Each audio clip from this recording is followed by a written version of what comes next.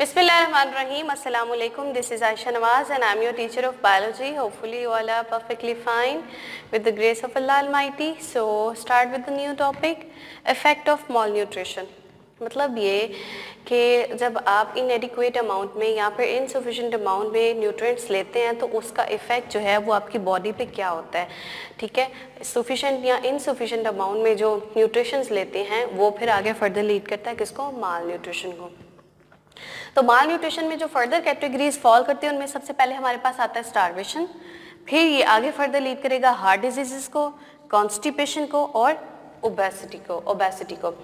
अगर हम बात करते हैं स्टारवेशन को, तो स्टारवेशन जब जैसे हम कह सकते हैं कि जिसमें भूख मतलब हमारी बॉडी को क्या ऐसा होता है जिसे हम कहते हैं स्टारवेशन मतलब भूख को ही हम इसको अदर वर्ड्स में कह सकते हैं कि भूखा रहना बंदे का। तो इसमें होता ये है कि हमारी बॉडी को जो प्रॉपर वे में जो डाइट है वो नहीं मिल रही, हमारी बॉडी की रिक्वायरमेंट के अकॉर्डिंग जो डाइट है वो बहुत कम होती है, ना ही हमारे पास कार्बोहाइड्रेट्स होते हैं, लिपिड्स होती हैं, फैट्स होते हैं, मतलब जितनी भी डाइट हमें चाहिए होती है वो इनसफिशिएंट अमाउंट में होती है, जिसकी वजह से क्या होता है कि स्टारवेशन जो होती है वो होती है। अब जब इन सफिशिएंट अमाउंट में आपकी डाइट है तो डेफिनेटली आपकी बॉडी में एनर्जी भी इनसफिशिएंट है। जब बॉडी में एनर्जी ही नहीं है तो आपकी बॉडी के जो फंक्शंस हैं वो किस तरह से परफॉर्म हो सकते हैं, या बॉडी के जो ऑर्गन है वो किस तरह से अपने फंक्शंस परफॉर्म कर सकते हैं। अगर हम बात करते हैं परमानेंट स्टारवेशन की, मतलब ये कि अगर 2-3 टाइम्स या 2-3 दिन तक खाना नहीं खाया तो तब तो ये होता है कि जब हम खाना खाते हैं तो फिर उसके बाद हमारी जो बॉडी की एनर्जी है वो पूरी हो जाती है। लेकिन परमानेंट स्टारवेशन जो है वो लीड करती है हमारे जो ऑर्गन्स हैं, बॉडी के जो ऑर्गन्स हैं उनको डैमेज कर देती है। परमानेंट जब स्टारवेशन होती है तो जो बॉडी के ऑर्गन्स हैं वो क्या हो जाते हैं, डैमेज होते हैं। जब ऑर्गन डैमेज हो जाएंगे तो डेफिनेटली आहिस्ता आहिस्ता क्या हो जाएगा, जो है वो डेथ कॉज हो जाएगी। उसके बाद अगर हम बात करते हैं हार्ट डिजीजेस की, हार्ट डिजीज़ को आप इस तरह से ले सकते हैं कि जब हम अपनी डाइट में क्या करते हैं, बहुत ज़्यादा लिपिड्स की जो है वो कंसंट्रेशन बहुत ज़्यादा कर देते हैं, जिसकी वजह से क्या होता है कि जो ऑयल या फिर जो भी चीज़ें जो हमारे पास सैचुरेटेड फैटी एसिड्स हैं वो क्या करते हैं जाके ब्लड की जो हार्ट की जो वेन्स हैं उनके अंदर जाके वो उसको ब्लॉक कर देती हैं। जब वेन्स ब्लॉक हो जाती हैं तो डेफिनेटली बॉडी को प्रॉपर वे में ऑक्सीजन और ब्लड जो है वो सप्लाई नहीं हो रहा। जब बॉडी को सप्लाई ही नहीं हो रही ऑक्सीजन की तो बॉडी किस तरह से जो है वो प्रॉपर फंक्शन परफॉर्म करेंगी, तो तब क्या होता है कि हार्ट अटैक होता है।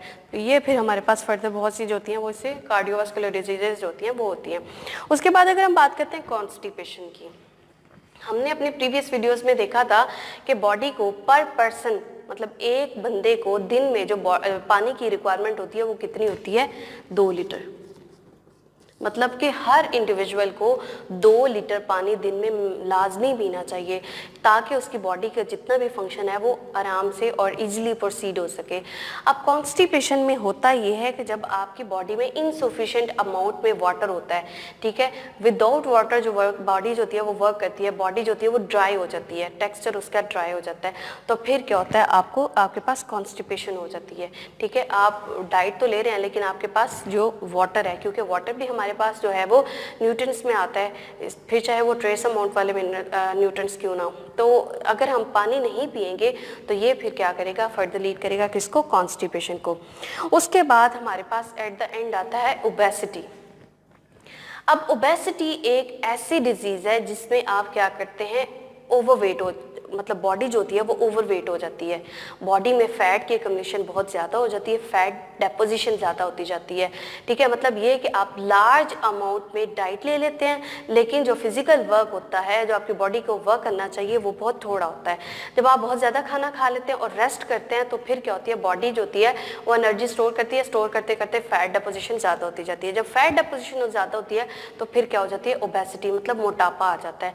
तो ये जो ओबेसिटी है ये भी क्या करेगी, फर्दर बहुत सी डिजीजेस को कॉज करती है, जिससे क्या होता है, बॉडी अपना प्रॉपर फंक्शन करना छोड़ देती है। ठीक है, अब हम देखते हैं फेमाइन्स क्या थे हमारे पास। जो कहत साली होती है ये इसकी वजह क्या है और ये किस तरह से कॉज होती है।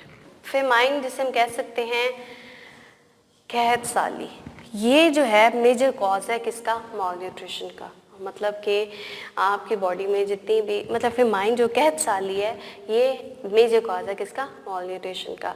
अब जो मॉल न्यूट्रिशन है ये हमारे पास हम कह सकते हैं जो फेमाइंस हैं, फेमाइन अगर हम देखे जाए तो वर्ल्ड वाइड होते हैं। ये ड्यू टू द ह्यूमन जो इंटरफेरेंस होता है, मतलब समटाइम वॉर होती है, मतलब जंग की वजह से कहत साली आ जाती है, कितनी कितनी देर तक जो है वो लोगों की इंटरफेरेंस की वजह से वो खित्ते जहाँ पे जंग होती है वो जो है वो बिल्कुल ऐसे हो जाते हैं, वहाँ पे कोई फूड या फिर अदर जो है वो कोई सोर्सेज नहीं रहते। अगर हम देखा जाए तो इथोपिया का जो फर्स्ट फेमाइन था 1938 से 85 तक रहा था, मतलब कि इस ड्यूरेशन तक वो फेमाइन था। अगर दूसरी बात की जाए तो वो जो हमारे पास दूसरा था वो कोरियन फेमाइन था जो 1990s में हुआ, ये जस्ट बिकॉज ऑफ वॉर था। अगर हम फेमाइन की आगे फर्दर जो टर्म्स देखें, ये फेमाइन जो फर्दर लीड किसको करता है, तो हमारे पास आते हैं अनइक्वल डिस्ट्रीब्यूशन ऑफ फूड, ड्रॉफ है, फ्लडिंग है और इंक्रीजिंग पॉपुलेशन है। अब अनइक्वल डिस्ट्रीब्यूशन ऑफ फूड, किस तरह से अनइक्वल डिस्ट्रीब्यूशन ऑफ फूड हो सकती है? इस तरह से कि हमारी जो पॉपुलेशन है वो ज़्यादा है एज़ कम्पेयर के हमारे पास जो फूड रिसोर्सेज हैं उससे। एग्रीकल्चर में जो हमारे पास एडवांसमेंट है वो उतनी नहीं हुई जितनी के ह्यूमन की नीड है, मतलब नीड के अकॉर्डिंग जो है वो हमारे पास डेवलपमेंट्स नहीं हो रही। अब हमारी गवर्नमेंट को चाहिए ये कि वो क्या करे कि हमारी जितनी पॉपुलेशन, जैसे लाइक हम पाकिस्तान की बात करते हैं तो पॉपुलेशन जितनी है उस हिसाब से जो है वो फूड की प्रोडक्शन करवाई जाए ताकि इक्वल डिस्ट्रीब्यूशन हो जाए ऑल ओवर द अर्थ। जो हमारे पास हमारी जितनी ज़मीन है उसमें जितने लिविंग पर्सन हैं उन सबको इक्वल अमाउंट में जो है वो फूड डिस्ट्रीब्यूट हो सके। अगर ऐसा नहीं होता तो definitely turns toward the famine और माल न्यूट्रिशन। देन अगर हम बात करते हैं ड्रॉस की, तो ड्रॉफ एक ऐसी कंडीशन है जब क्या होता है जो हमारे पास ज़मीन है वो बंजर हो जाती है, जिसमें होता है कि पानी की जो कमी होती है, उतना सफिशेंट अमाउंट ऑफ वाटर जितना कि हमें चाहिए होता है उतना नहीं होता। ये भी अमाउंट में जब हमारे पास वाटर ही नहीं होगा तो फिर हमारी जो एग्रीकल्चर यहाँ पे जितनी जो क्रॉप्स हैं डेफिनेटली उनको भी पानी की पूरा नहीं आएगा। जब उनको पानी नहीं होगा तो हमारे पास जो फीड आने वाली जो है वो किस तरह से प्रॉपर हो सकती है। अब अगर ड्राफ्ट की कंडीशन रहेगी तो ये आगे फर्दर बहुत सी कंडीशंस को लीड करेगा। इसी तरह हमारे पास जो है वो जो हमारे पास जो फीड प्रोड्यूस होनी होती है वो इनसफिशिएंट अमाउंट में होती है। उससे नेक्स्ट अगर हम बात करते हैं फ्लडिंग, एक तो ये कंडीशन होगी कि हमारे पास वाटर है ही नहीं, और दूसरा हमारे पास फ्लडिंग की कंडीशन होती है जब हमारे पास जो रिवर्स और लेक्स हैं उनमें क्या होता है कि वाटर टेबल से अबव हो जाता है वाटर का टेबल, मतलब वाटर पानी जो होता है पानी की मिकदार ज़्यादा हो जाती है जितना कि रिवर या लेक्स में आना होता है। तो फिर क्या होता है फ्लड, मतलब सैलाब आते हैं। तो सैलाब जब आते हैं तो सारा पानी क्या होता है बह जाता है, जिसकी वजह से फर्दर बहुत सी जो है वो डिस्टर्बेंस होती है। अब होता इस तरह से है कि आप अगर एक एरिया है वहाँ पे फ्लड आया, फ्लड जब आ गया तो वो जितनी वहाँ पे फसल होगी वो सारी की सारी तबाह हो जाएगी। अगर तो पहले से सो थी तो वो तबाह हो गई, लेकिन अगर उसके बाद हम वहाँ पे फौरन फ्लड आया, फ्लड के बाद वहाँ पे कुछ कल्टीवेट करना चाहते हैं तो तब भी क्या होगा, वहाँ पे कल्टीवेशन नहीं हो सकती, वहाँ पे कोई भी सीड जर्मिनेट नहीं करेगा।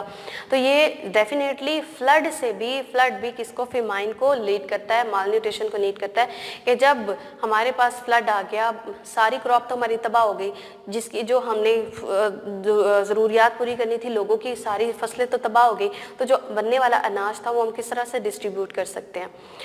उसके बाद हमारे पास आता है इंक्रीजिंग पॉपुलेशन।